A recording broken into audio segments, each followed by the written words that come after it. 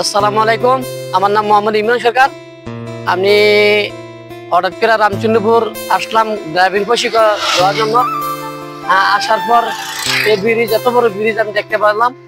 দেখতে দেখতে দেখতে আমি যখন হাঁটার পর তখন আমি দেখলাম ব্রিজেতে নামার পরে এখানে দেখলাম অনেক বড় একটা গর্ত। তো চলুন আমরা গর্তটা দেখাই।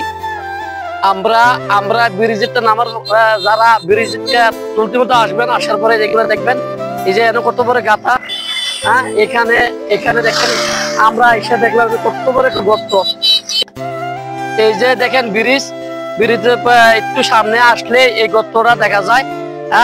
অনেক প্রবাসী ভাইয়েরা রাত্রেবেলা আসে, যদি একটা দুর্ঘটনা ঘটতে যায় তাহলে কি অবস্থা হবে। এখানে কোনো একটা লাঠি নাই বা একটা পতাকা নাই।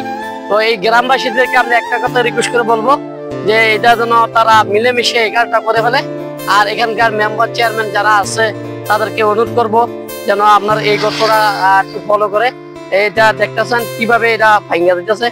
আমি কেউ দেখুক বা না দেখুক, আমি সতর্কভাবে আমি রাস্তাটা আমার কাছে দেখে খুব ভালো লাগছে, তাই আমি এই জন্য আমি লাঠিটা দিয়ে গেলাম যেন সবাই এটা সতর্কভাবে দেখতে পারে।